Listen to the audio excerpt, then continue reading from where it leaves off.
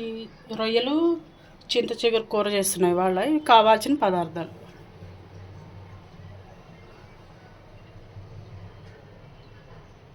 Stove on చేసుకొని కళాయి పెట్టుకోండి. ఒక గంట ఆయిల్, శుభ్రం కడిగి పెట్టుకున్న రొయ్యలు,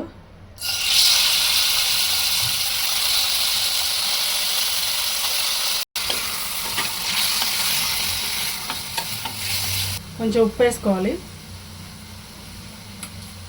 మధ్య మధ్యలో కలుపుతూ ఉండాలి. వాటర్ వస్తే అన్నీ ఇనికిపోయేదాకా వేపుకోవాలి. వాటర్ ఏం పోయిలా, సాల్ట్ వేసుకుంటాం కదా, కొంచెం వాటర్ వస్తాయి. వాటర్ మొత్తం ఇనికిపోయాయి.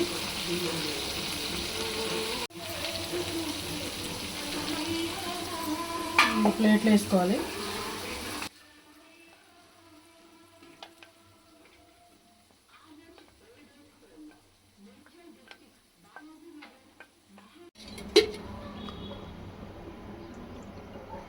రెండు గంటల ఆయిల్,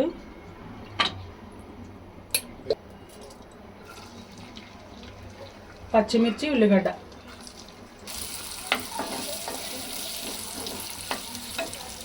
హాఫ్ స్పూన్ ఉప్పు వేసుకోండి, తొందరగా ఎగుతాయి ఉల్లిగడ్డ ముక్కలు.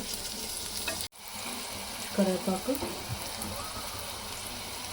స్పూన్ అల్లం,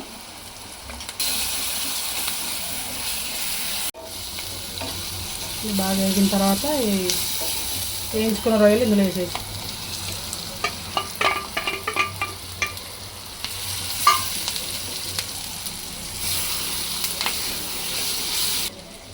హాఫ్ స్పూన్ పసుపు,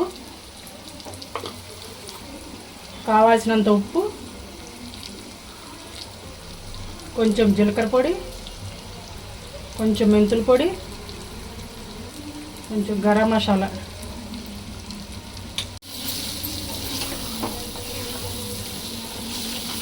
బాగా కలుపుకోవాలి.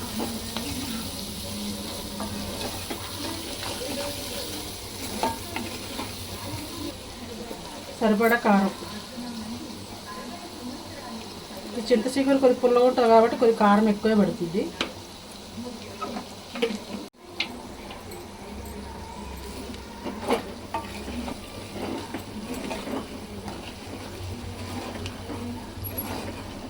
కొంచెం బాగా మగ్గిన తర్వాత కడిగి పెట్టుకున్న చింత చిగురు వేసుకోవాలి.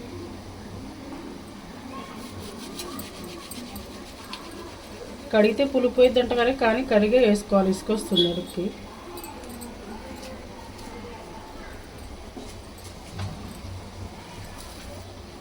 నలిపేసుకోండి.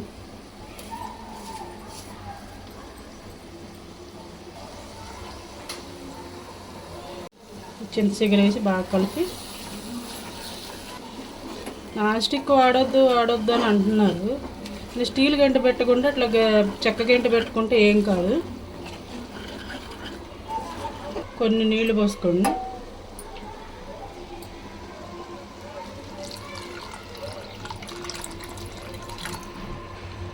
బాగా ఉడకనివ్వాలి. ఇట్లా కలుపుతూ ఉండండి అడుగంటకుండా.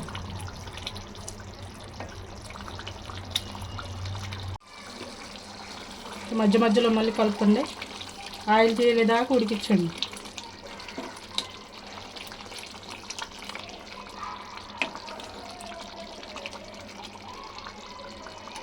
నీళ్ళు కూడా ఎదుక్కోవాలి. ఆయిల్ అంతా తేలింది బాగా పైకి.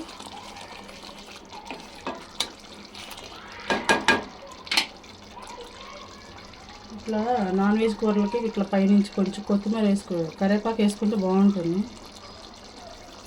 కట్ చేసి పెట్టుకున్న కొత్తిమీర,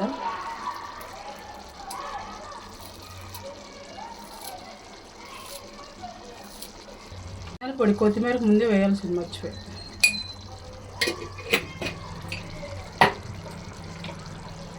మళ్ళీ ఒకసారి కలుపుకోండి.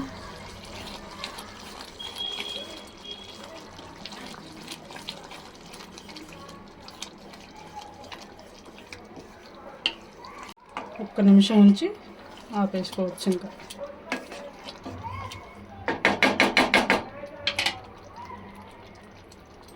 గుమ్మలాడే చింత చిగురు రొయ్యల కూర రెడీ. జర నూనె అంతా ఎట్లా తెలియదు. బాగా కలుపుకొని మళ్ళీ